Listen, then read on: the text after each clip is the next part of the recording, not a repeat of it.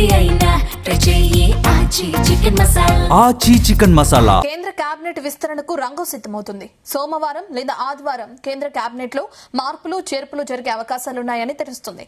ఇందుకు గాను ప్రధాని మోదీ భారీగా కసరత్తు చేస్తున్నారు. ఈ క్రమంలోనే రాష్ట్రపతి ముర్ముతో ప్రధాని భేటీ అయినట్లు తెలుస్తుంది. ఇక నిన్న హోంమంత్రి అమిత్ షా కూడా రాష్ట్రపతితో భేటీ అయ్యారని సమాచారం. ఈసారి జరగనున్న విస్తరణలో భారీ మార్పులు చేర్పులు జరగనున్నట్లు ఢిల్లీ వర్గాల్లో ఊహాగానాలు ఊపందుకున్నాయి.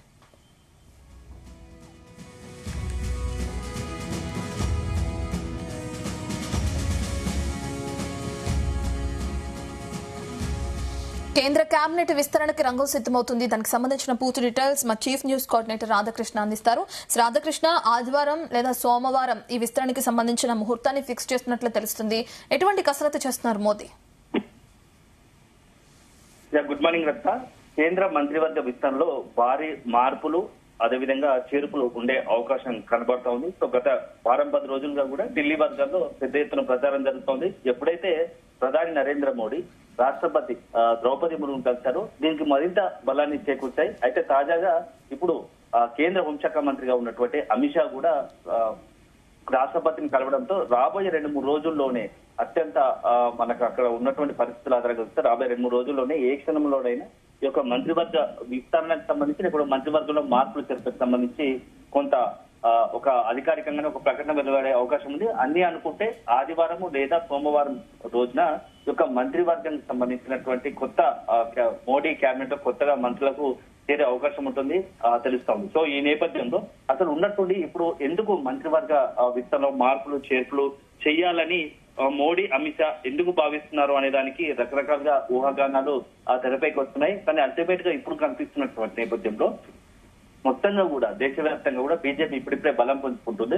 సో ఎక్కడైతే బలహీనంగా ఉందో ఇంకా కొన్ని చోట్ల ఆ బీజేపీని అదేవిధంగా ఎన్డీఏను మరింత బలోపేతం చేసే విధంగా కూడా ఇప్పుడు కేంద్ర కేబినెట్ లో మార్పులు చేర్పులు చేయాలని చెప్పేసి అమిత్ షా మోడీ భావిస్తున్నట్టుగా తెలుస్తుంది. దాని ప్రధానంగా కొంతమంది ఇప్పుడు ఉన్నటువంటి వారిలో మంత్రులుగా ఉన్నటువంటి వారిలో సీనియర్లు ఉన్నారు. అదే సందర్భంలో కొందరు ఆ సీనియర్లను ఆయా రాష్ట్రాలకు సంబంధించినటువంటి కీలకమైనటువంటి రాష్ట్రాలు ఎక్కడైతే పార్టీ కొంత బలహీనంగా కనబడుతుందో అక్కడ వారి సేవలను ఉపయోగించుకొని పార్టీని మరింత బలోపేతం చేసేందుకు ఒక నిర్ణయం అయితే ఒకవైపు అవకాశం ఉంటే, మరోవైపు కొంత మంత్రి ఇప్పుడు మోడీ కేబినెట్ లో కొందరి పనితీరు పైన తీవ్ర అసంతృప్తి ఉంది. అదే సందర్భంలో వారి పైన అనేకమైన ఆరోపణలు విమర్శలు వస్తున్నాయి. సో రీసెంట్ గా చూసాం నీట్ పరీక్ష పేపర్ లీక్ సంబంధించి ధర్మేంద్ర ప్రధాన్ సంబంధించి మొత్తం దేశవ్యాప్తంగా దుమారం రేగింది. ఒక రకంగా చెప్పాలంటే మొత్తం ప్రధాని నరేంద్ర మోడీ అమిత్ షాకు సంబంధించి కేంద్రంలో ఉన్నటువంటి ఎన్డీఏకే కొత్త ఇదొక మచ్చగా మారింది. ఒక రకంగా తీవ్ర ఆరోపణలు విమర్శలు ఎత్తాయి.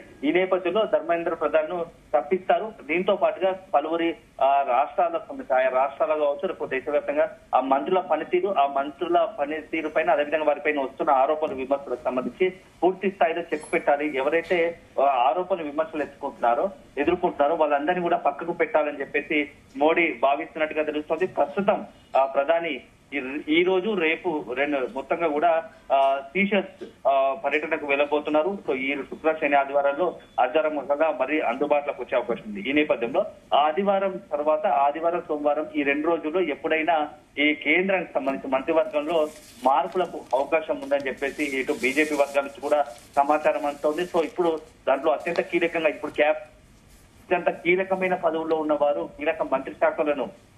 మంత్రివర్గులు కీలకమైన శాఖలను ఎవరైతే బాధ్యతగా తీసుకుంటున్నారో వాళ్ళు కూడా తప్పించే అవకాశం ఉందని చెప్పి తెలుస్తా ఉంది. సో ప్రస్తుతం ఎవరైతే ఆర్థిక శాఖ మంత్రిగా ఉన్నటువంటి నిర్మలా సీతారామన్ కు మంత్రి సంబంధించి శాఖ మార్చే అవకాశం కనబడుతుందనిగా తెలుస్తా ఉంది. సో ఎందుకు నిర్మలా సీతారామన్ కు ఆర్థిక శాఖ మంత్రిగా ఉన్నటువంటి నిర్మలా సీతారామన్ కు గత కొద్ది రోజు చాలా అనేకమైనటువంటి కేంద్రంలో ఆర్థిక శాఖ మంత్రిగా ఉంటూ బడ్జెట్ ను ప్రవేశపెట్టినటువంటి అనుభవం ఉన్నటువంటి ఆర్థిక శాఖ మంత్రిగా అత్యధికంగా మంచి మార్కులు ఉన్న అతని శాఖ నిర్వహణ పట్ల పాజిటివ్ గా ఉన్నప్పటికీ ఇప్పుడు ఉన్న తరుణంలో ఎందుకు ఆర్థిక శాఖ మంత్రిగా ఉన్న నిర్మలా సీతారామన్ శాఖ ఎందుకు మార్చాలని అనుకుంటున్నారని తెలిస్తే దీనికి సంబంధించి చాలా కీలకంగా ఒక వాదన వినపడతా ఉంది. ఎందుకంటే ఎవరైతే శక్తికాంత్ దాస్ గతంలో ఆర్బీఐ సంబంధించినటువంటి మాజీ గవర్నర్ ఆర్బీఐ మాజీ గవర్నర్ గా పనిచేసినటువంటి శక్తికాంత్ దాస్ ను కేంద్ర మంత్రివర్గంలో తీసుకోవాలని భావిస్తున్నట్టు తెలుస్తోంది. సో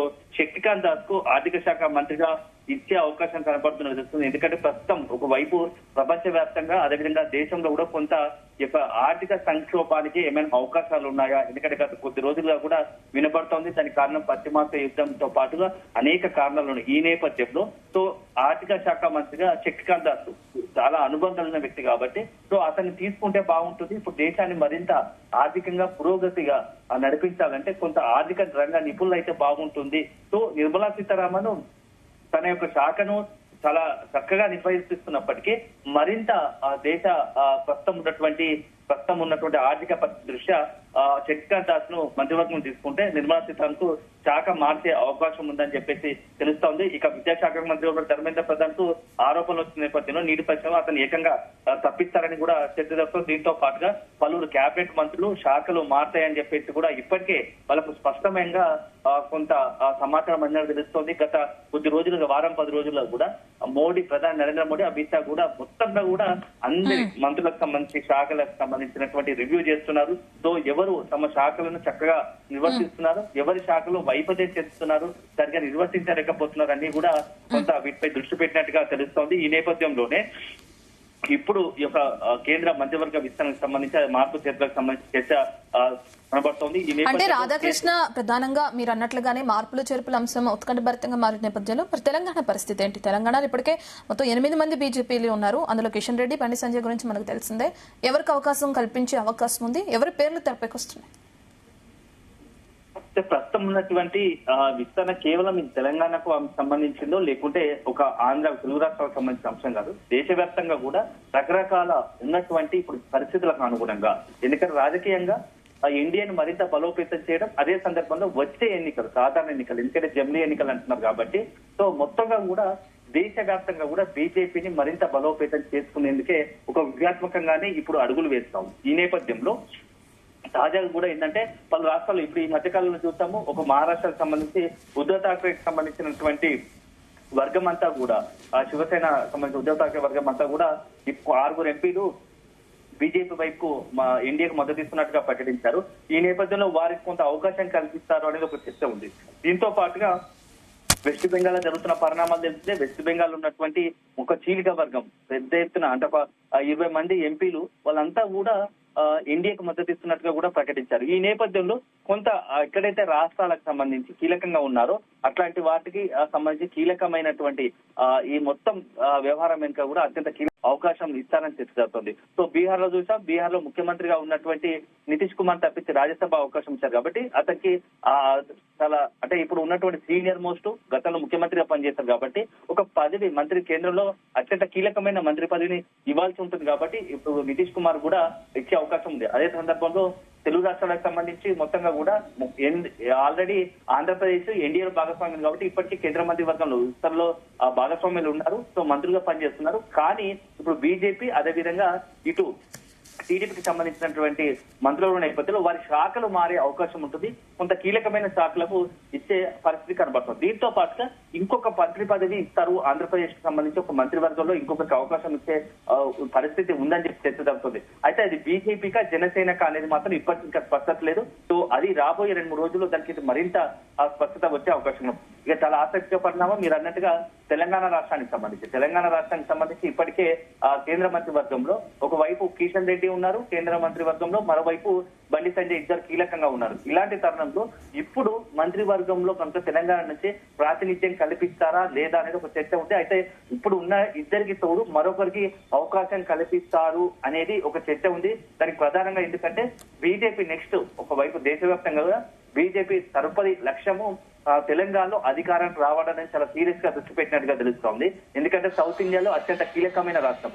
ఎందుకంటే కర్ణాటకలో గతంలో ప్రభుత్వంలో బీజేపీ అధికారులు పనిచేస్తే తదుపరి ఎన్నికల్లో అవకాశం ఉంటుంది అనే ఒక చర్చ ఉంది. సర్వేలు కూడా కొంత కాంగ్రెస్ ప్రభుత్వంపై అసంతృప్తిగా ఉంది. తర్వాత తమదే అధికారానికి వస్తాము కర్ణాటకలో అని చెప్పింది. సో ఎటుకొచ్చి ఇప్పుడు అత్యంత కీలకమైన మొత్తం దేశవ్యాప్తంగా కూడా అనేక రాష్ట్రాల్లో వెస్ట్ బెంగాల్ లాంటి రాష్ట్రంలో కూడా కమ్యూనిస్టులకు అత్యంత కంచుకోట అయినటువంటి మమతా బెనర్జీ లాంటి కీలకమైన అత్యంత పవర్ఫుల్ ఆ నాయకురాలైనటువంటి మమతా బెనర్జీని వెస్ట్ బెంగాల్ లో ఓడగొట్టాం కాబట్టి సో ఇప్పుడు తదుపరి హైదరాబాద్ ను అందులో దేశం ప్రపంచవ్యాప్తంగా అందులో దేశంలో హైదరాబాద్ అత్యంత కీలకము. అట్లాంటి తెలంగాణను ఈసారి బీజేపీ అధికారం చేపట్టడం ఒక ఆలోచన ఉంది. దాంతో భాగంగానే బీజేపీని మరింత బలోపేతం చేసుకోవడం అత్యంత కీలకమైనగా కనబడుతున్నటువంటి ఇప్పుడున్నటువంటి వాటిలో ఈటల రాజేందర్ పేరు ప్రముఖంగా వినబడుతోంది. ఈటల రాజేందర్ బీసీ సామాజిక వర్గం, అందులోనూ తెలంగాణ ఉద్యమంలో అత్యంత కీలకంగా పనిచేసిన వ్యక్తి. సో ఈ నేపథ్యంలో ఒకవైపు బీసీ కమ్యూనిటీ, ముదిరాజు కమ్యూనిటీకి సంబంధించినటువంటి ఈటల రాజేందర్ కనుక ఇప్పుడు మంత్రివర్గంలో అవకాశం కల్పిస్తే బ్యాలెన్స్ అవుతుంది రెడ్డి, మున్నూరు కాపు, అదే విధంగా ముదిరాజు. సో అత్యంత తెలంగాణలో అత్యంత కీలకమైనటువంటి సామాజిక వర్గాలంతా కూడా బీజేపీకి అనుకూలంగా మారుతాయి. బీజేపీకి కొంత సానుకూలంగా ఉంటుంది. ఇది ఆటోమేటిక్ గా వచ్చే ఎన్నికల్లో కొంత లబ్ధి చేకూర్చే అవకాశం ఉందని చెప్పేసి ఒక చర్చ ఒక ఢిల్లీ బీజేపీ వర్గాలు జరుగుతుంది. ఈ నేపథ్యంలో ఇప్పుడు అనుకున్న పరిస్థితి అయితే ఎందుకంటే ఈటల రాజేందర్ కు సముచిత స్థానం కల్పించాలి. ఎందుకంటే గతంలో కూడా బీజేపీ అధ్యక్షులకు సంబంధించి అనుకున్నప్పుడు తరుణంలో చివరి నిమిషంలో అనూహ్యంగా రామచంద్రరావుపై తెరపైకి రావడంతో ఇప్పుడు ఈటల రాజేందర్ మంత్రివర్గంలో అవకాశం కల్పించడం జరుగుతుంది. సో ఏదేమైనా రాబోయే 2-3 రోజుల్లో ఈ మంత్రివర్గ విస్తరణ మార్పు సంబంధించి ఒక స్పష్టత వచ్చే పరిస్థితి కనబడతా ఉంది. రాధాకృష్ణ, ప్రధానంగా పనితీరు సరిగ్గా లేని లేదంటే పార్టీ సంస్థాగత బాధ్యతలకు వెళ్లే కొంతమంది అంటే ఒక 12 నుంచి 38 మంత్రుల్ని తప్పించే అవకాశం కూడా కనిపిస్తుంది. అంటే మనం చెప్పుకునే విధంగా చూస్తే ధర్మేంద్ర ప్రధాన్ నీటి పరీక్షల వివాదం మనకు తెలిసిందే. ఈ విధంగా చూస్తే తెలంగాణలో కూడా ఎవరినైనా తప్పించే అవకాశం ఉందా? ప్రస్తుతం తెలంగాణకు సంబంధించి పార్టీకి బలంగా ఉంది. కార్యకర్తలు కావచ్చు, కింద గ్రౌండ్ లెవెల్లో ప్రజల నుంచి బీజేపీ పార్టీకి సానుకూలంగా ఉన్నప్పటికీ నాయకుల మధ్య సమన్వయ లోపం కావచ్చు, కొంత నాయకుల మధ్య ఆధిపత్య ధోరణి వల్లే బీజేపీ ఇక్కడ అన్ని సీట్లు కావచ్చు ఓట్ల రూపంలో దాన్ని మలుచుకోలేకపోతుందనే ఒక భావనలో బీజేపీ అధిష్టానం ఉంది. మోడీ, అమిత్ షా పదే ఇదే విషయాన్ని చెప్తూ వచ్చారు. ఇలాంటి తరుణంలో ఇప్పుడు ఎందుకంటే ప్రస్తుతం ఉన్నటువంటి ఇద్దరు మంత్రివర్గంలో ఉన్నారు, వాళ్ళు తమ విధులను చక్కగా నిర్వహిస్తున్నారు. సో ఇటీవల కాలంలో కొంత బండి సంజయ్కి సంబంధించి వ్యక్తిగతంగా ఒక అంశము తెరపైకి వచ్చినప్పటికీ అది దాన్ని ఒకవైపు బండి సంజయ్ గతంలో బీజేపీని అధ్యక్షుడిగా ఉన్న సమయంలో అత్యంత కీలకంగా మారి బీజేపీని ఒక రకంగా ఈ రోజు తెలంగాణలో ఒక బలోపేతం కావడానికి అత్యంత కీలకంగా మారాడు. సో బీజేపీ ఈ రోజు స్ట్రాంగ్ గా, ఎందుకంటే గతంలో అసెంబ్లీకి సంబంధించి పార్లమెంట్ 8 పార్లమెంటు లో సీటు గెలవడానికి బండి సంజయ్ పాత్ర కీలకంగా ఉంది. సో అలాంటి సంబంధించి తన కుటుంబానికి సంబంధించిన వ్యవహారంలో కొంత పార్టీకి నష్టం చేకూరింది అని కొంతమంది భావిస్తున్నప్పటికీ, కొంత బండి సంజయ్కి సంబంధించి వ్యతిరేక వర్గం ఏదైనా ఢిల్లీ అధిష్టానం తీసుకొచ్చినప్పటికీ అమిత్ షా, మోడీ దృష్టిలో మాత్రం బండి సంజయ్ పట్ల కొంత సానుకూలంగా ఉన్నారు. సో అది తమ సొంత వ్యవహారం కాబట్టి ఇప్పుడున్నట్టు పరిస్థితిలో బండి సంజయ్ కనుక కొంత కదిలిస్తే, లేకపోతే బండి సంజయ్ కనుక తప్పిస్తే అది ఆటోమేటిక్ గా పార్టీకి మరింత నష్టం చేకూర్చే అవకాశం ఉంది. ఎందుకంటే గతంలో బీజేపీ అధ్యక్షుడు ఉన్న సమయంలోనే ఎన్నికల సమయంలో తప్పించినందుకు కొంత నష్టం జరిగిందని కొంతమంది వాదన ఉంటుంది. ఇవన్నీ నేపథ్యంలో ఇప్పుడున్నట్టు వాటిలో ఎవరిని కదిలించకుండానే వీలైతే శాఖలను మార్చి కీలకమైన శాఖలకు సంబంధించి బీజేపీకి సంబంధించి ఉన్నాడు కిషన్ రెడ్డి, బండి సంజయ్ తో పాటు మరొకరిని మంత్రివర్గంలో తీసుకుంటారు. అది ఈటల రాజేందర్ కావచ్చు అని ఒక చర్చ జరుగుతోంది. So in case Etela Rajender కాకుండా మరొకరి అయితే అప్పుడు డీకే అన్నకు ఛాన్సెస్ ఉండే అవకాశం ఉంది. అయితే డీకే అన్న విషయంలో కొంత నాగపూర్ ఆర్ఎస్ఎస్ సంబంధించిన కీలక వ్యక్తులు డీకే అన్నకు కొంత మద్దతు ఇస్తున్నట్టున్నారు, ఆమెకు కొంత అండదండగా నిలుస్తున్నారని ఒక ప్రచారం జరుగుతుంది. సో ఇప్పుడున్నటువంటి సినారియోలో మాత్రం మొత్తంగా చూస్తే ఎవరిని కదిలించకుండానే ఇన్ కేస్ ఒకవేళ పరిస్థితి కనుక అట్లాంటి మంత్రివర్గం నుంచి ఎవరైనా తప్పించాల్సి వస్తే అంతకు మించి అంటే ఒక పార్టీకి సంబంధించి తెలంగాణలో అత్యంత కీలకమైన పదవి, అంటే పార్టీకి సంబంధించి కీలకమైన పదవి కట్టబెట్టే అవకాశం ఉంటుంది. సో అట్లాంటి పరిస్థితులు అయితే ప్రస్తుతం ఢిల్లీ వర్గాల్లో, రాష్ట్ర వర్గంలో వినపడుతున్న మాట అయితే ఏమీ లేదు. అయినప్పటికీ చివరి నిమిషంలో, ఎందుకంటే ఇప్పటికీ మొత్తం ప్రతి రాష్ట్రం పైన క్షుణ్ణంగా అధ్యయనం చేసి మోడీ గత నెల రోజులుగా కూడా ఆర్ఎస్ఎస్ కావచ్చు, అదేవిధంగా ఆర్ఎస్ఎస్ కీలక నేతలు కావచ్చు, మోడీ కావచ్చు, అమిత్ షా కావచ్చు, గత నెల రోజులుగా కూడా ప్రతి రాష్ట్రానికి సంబంధించి రాష్ట్రంలో పార్టీ పరిస్థితి ఏంటి, సో భవిష్యత్తులో పార్టీని బలోపేతం చేయడానికి ఎలాంటి నిర్ణయం తీసుకోవాలి, అట్లాంటి సందర్భంలో ఇప్పుడు ఉన్నటువంటి ఆ రాష్ట్రానికి సంబంధించినటువంటి వారిని కేంద్ర మంత్రులుగా ఉంటే ఆ పార్టీకి సంబంధించి ఆ రాష్ట్రంలో బలోపేతం కోసం వారిని నియమించడంతో పాటుగా అందులో ఎవరైతే అగ్రెసివ్ గా పార్టీ కోసం యాక్టివ్ గా ఉన్నటువంటి యువ ఎంపీలు ఉన్నారో వాళ్ళ మంత్రివర్గంలో తీసుకోవడం ద్వారా రెండు రకాలుగా ఇటు ప్రభుత్వాన్ని బ్యాలెన్స్ చేసుకోవడంతో పాటు పార్టీని కూడా బలోపేతం చేసినట్టు అవుతుందనే ఒక వ్యూహంతోనే ఇటు మోడీ కావచ్చు, అమిత్ షా కావచ్చు ఈ రకంగా కొంత వ్యూహాలు పండుతున్నట్టుగా తెలుస్తుంది. సో ఒక రకంగా అయితే మొత్తానికి అయితే 10 మంది నుంచి 15 మంది వరకు మార్చే అవకాశం ఉంది. సో అందులో తప్పించినంత మాత్రాన వీళ్ళు బీజేపీకి సంబంధించి ధర్మేంద్ర ప్రధాన్ పైన ప్రధానంగా నీటి పరీక్ష అనేది ఒక పెద్ద గుదిబండగా మారింది. అతనికి సంబంధించి తప్పించాల్సిన పరిస్థితి ఒక రకంగా అతని ఫెయిల్యూర్ కనపడుతుంది కాబట్టి అతనిపై ఒక్కడిపైనే ఇంపాక్ట్ ఉంటుంది. సో ఇంకా ఇద్దరు ముగ్గురికి సంబంధించి మాత్రం కొంత వాళ్ళు యాక్టివ్ గా లేరు, వారిని పార్టీ కోసం వాడుకుందామని. ఇక భవిష్యత్తులో ఒక సీనియర్ నాయకులు తప్పిస్తే మాత్రం ఖచ్చితంగా వారిని వివిధ రాష్ట్రాలకు పార్టీని బలోపేతం చేయడం కోసం వాటి ఇన్ఛార్జీలుగా, ఎందుకంటే ఎన్నికలు సమీపిస్తున్న వేళ ఎందుకంటే భవిష్యత్తు లోక్సభ ఎన్నికల్లో పూర్తి స్థాయిలో మరిన్ని ఎక్కువ సీట్లు అంటే బీజేపీ ఒక్కటిగానే సింగిల్ లార్జెస్ట్ పార్టీగా బీజేపీ ఎంపీలతోనే ప్రభుత్వాన్ని ఏర్పాటు చేయాలని ఒక ఆలోచనతోనే మోడీ, అమిత్ షా ఉన్నారు. ఈ నేపథ్యంలో ఈ మార్పులు చేర్పులకు శ్రీకారం చుడుతున్నట్టుగా తెలుస్తుంది. సో అల్టిమేట్ గా సోమవారం లేదా ఆదివారం సంబంధించి ఈ 2 రోజుల్లో అత్యంత కీలకమైన పరిణామాలకు సో రేపు సాయంత్రం కల్లా దీనికి సంబంధించి మరింత స్పష్టత వచ్చే అవకాశం ఉంది. ఎందుకంటే మంత్రివర్గంలో మార్పులు చేర్పుల వరకు ఒక సందేశం పంపడం, అదే విధంగా కొత్త వారికి అవకాశం కల్పించేదంటే వారికి కూడా ఒక మెసేజ్ పాస్ చేసే అవకాశం ఉంటుంది. కాబట్టి సో అల్టిమేట్ గా ఎంటైర్ ఇప్పుడు జరుగుతున్నటువంటి దేశవ్యాప్తంగా పలు రాష్ట్రాల్లో మహారాష్ట్ర నుంచి కీలకంగా పరిణామాలు సంభవించే అవకాశం ఉంటుంది.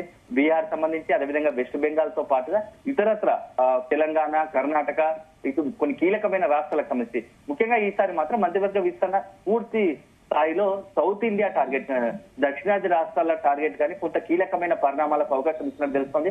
దక్షిణాదిలో పార్టీ అనుకున్నంత స్థాయిలో బలోపేతం చేయలేకపోతున్నాము. వెస్ట్ బెంగాల్ లాంటి రాష్ట్రంలో గెలుపొందినా కూడా దక్షిణాదిలో ఎందుకు మనం అనుకున్న స్థాయిలో రాణించలేకపోతున్నాం అనేది ఒక మోడీ, అమిత్ షాలో ఎప్పటి నుంచో ఉంది. ఆ మధ్యలో ప్రశ్న వేధిస్తుంది కాబట్టి దాన్ని పులిస్టా పెట్టాలని దక్షిణాది రాష్ట్రాల్లో బలోపేతం కోసం ప్రత్యేకంగా ఒక కార్యాచరణ రూపొందించి వచ్చే ఎన్నికల్లో ఎక్కువ మెజార్టీ ఎంపీ సీట్లు ఇక్కడి నుంచే గెలుపొందేలా ఈ కసరత్తు చేస్తున్నట్టు తెలుస్తుంది. దీంట్లో భాగంగా ఎవరికి మరి మంత్రి పదవి తప్పుతుంది, సో అనూహ్యంగా ఎవరైనా తప్పిస్తారనేది మాత్రం మనం వేచి చూడాల్సింది. సో రాబోయే 2-3 రోజుల్లో ఈ మొత్తం పరిణామాలకు అతి కీలకమైన పరిస్థితులు ఏర్పడే అవకాశం అయితే ఉందని చెప్పాల్సి ఉంటుంది. Thank you Radhakrishna.